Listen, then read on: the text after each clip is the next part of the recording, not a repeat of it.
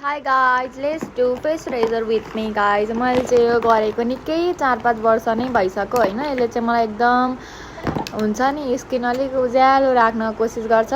मलाई एकदम मन पर्छ के फेसियल रेजर गरेको। म चाहिँ फेसियल रेजर गर्नको लागि सुरुमा स्किन प्रेप गर्छु एकदम मजाले।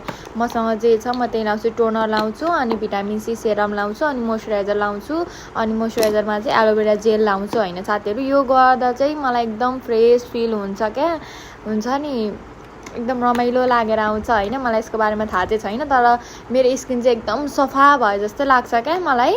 अनि यो नचाहिदो कपालहरु किन राख्नु हैन। अनि म चाहिँ रेजर गरेर निकाल्दिन्छु साथीहरु। अनि म चाहिँ रेजर गर्दैछु साथीहरु। यो निस्केन क्या, मलाई यति रिस उठिरहेको नि तर रिस देखाउनु हुँदैन। अनि मैले यसलाई मेरो चाहिँ यति मात्रै गर्छु क्या। म फेसियल रेजर पुरै चाहिँ म गर्दिन हैन, यति मात्रै हो मेरो फेसहरुमा छैन, यता मात्रै छ। त्यही भएर कन्सेरीको मात्रै गर्छु म।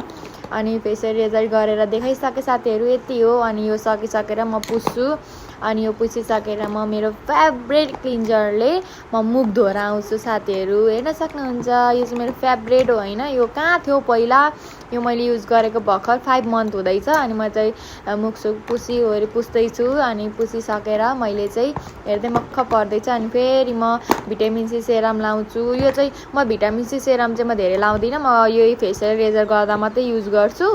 मलाई त्यति धेरै थोक लाग्छ, मलाई चाहिँ मन पर्दैन, मलाई झ्याउ लाग्छ। अनि म पंखाले सुकाउँदैछु साथीहरु।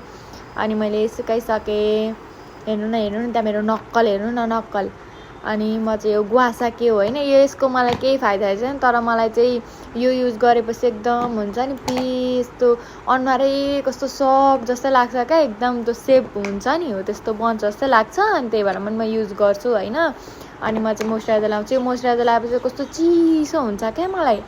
अनि यो चाहिँ मेरो पोन्ड्सको मोइस्चराइजर पनि युज गरेको मैले 6-7 मन्थ भइसक्यो। अनि मैले लिप ग्लस लाएँ साथीहरु। अनि सक्यो, थ्यांक यू।